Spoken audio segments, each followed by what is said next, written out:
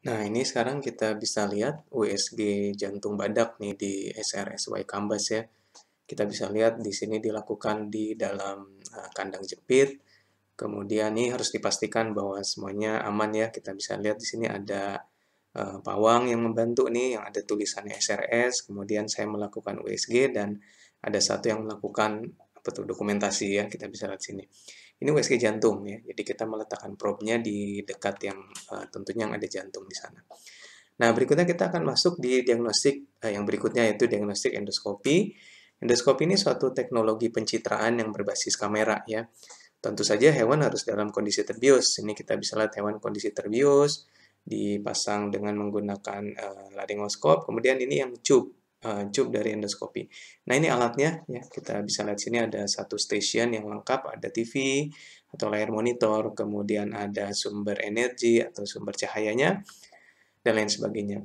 Nah, ini kita lihat di sini contoh dari aplikasi endoskopi pada hewan yang mengalami suatu kasus yang disebut gastroesophageal intussusception di kucing. Gastroesophageal ini artinya ada bagian dari lambung ya yang terjepit atau mengalami prolaps masuk di bagian endoskopi sehingga tertekan oleh sphincternya di sini. Nah, ini bisa didiagnosis dengan menggunakan endoskopi. Tentu saja selain diagnosis juga dilakukan penanganan dengan menggunakan endoskopi tersebut ya. Berikutnya kita bisa lihat ini kasus yang lain, ini diambil dari seekor kucing yang memakan sesuatu benda asing.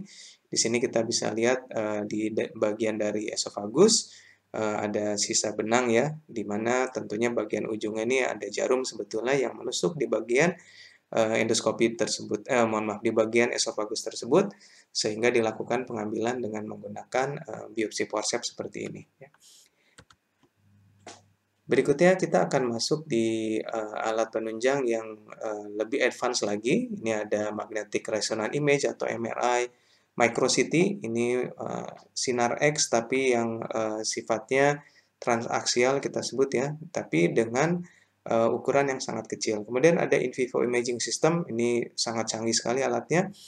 Jadi kita bisa mentrace adanya penyebaran dari peradangan, penyebaran dari tumor, penyebaran dari obat yang kita aplikasikan tanpa hewannya harus dimatikan. Ini dengan menggunakan in vivo imaging system.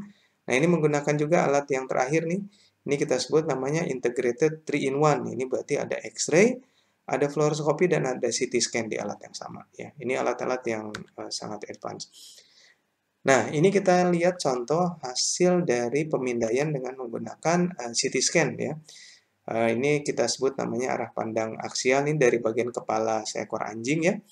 Ini dari arah aksial, ini dari arah koronal. Nah, di radiologi kita akan belajar ini di sebagai apa ya namanya di kuliah pertama nanti sebagai radiodiagnostik modern ya.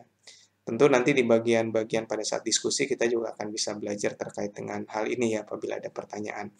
Nah, ini aksial, kemudian kita lihat bagaimana dengan yang koronar ya. Kalau aksial itu dari arah depan ke belakang, kalau koronalnya dari atas ke bawah ya. Kita lihat seperti ini. Yang warna putih itu adalah tulang, yang warnanya abu-abu jaringan lunak, yang warna hitam adalah udara ya. Kita lihat sebelah situ, ini bagian telinga, ini bagian sinus-sinus yang ada di hidung, ini bagian maksila dengan mandibula ya. Kemudian ini yang warna hitam-hitam ini berisi udara.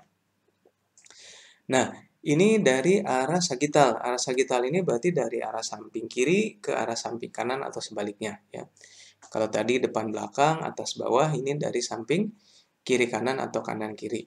Kita bisa lihat seperti ini. Tadi sudah saya sampaikan putih itu adalah tulang, abu-abu jaringan lunak gitu. Kita bisa lihat di sebelah sini dan warna hitam mudah-mudahan masih ingat adalah udara ya. Nah, apakah CT scan bisa mencitrakan secara 3D, Dok? Jawabannya bisa. Kita lihat sebelah sini nih. Ini sekarang adalah citra dari 3D yang dihasilkan dari gambaran CT scan. Kita bisa lihat dengan baik seperti ini. Nah, ini yang terakhir, bagian terakhir adalah dengan magnetic resonance image. Ini alat ini sangat canggih sekali, harganya juga luar biasa sangat mahal. Kita bisa melihat struktur yang tidak bisa dilihat dengan menggunakan radiografi, menggunakan USG, bahkan menggunakan CT scan juga kurang baik. Yaitu kita bisa melihat otak, ya. kita bisa melihat apa namanya nanti cerebrum, lain sebagainya, dan kita bisa melihat juga spine ya atau tulang punggung dengan baik dan tentunya medula spinalis. Ini adalah salah satu unit layanan yang ada di Rumah Sakit Hewan Pendidikan, kita sebut namanya Diagnostic Imaging Center, yang juga dimanfaatkan oleh tentu saja oleh mahasiswa program pendidikan profesi dokter hewan. Ini beberapa buku yang sudah kami terbitkan yang juga dipergunakan di dalam mata kuliah radiologi, juga bahkan sebenarnya di mata kuliah yang lain sebagai buku pendamping ya. Contohnya untuk mata kuliah penyakit dalam, untuk mata kuliah bedah lain sebagainya, ada 4 judul buku. Demikian yang bisa saya sampaikan. Terima kasih, semoga bermanfaat. Assalamualaikum warahmatullahi wabarakatuh. Salam sejahtera bagi kita semua.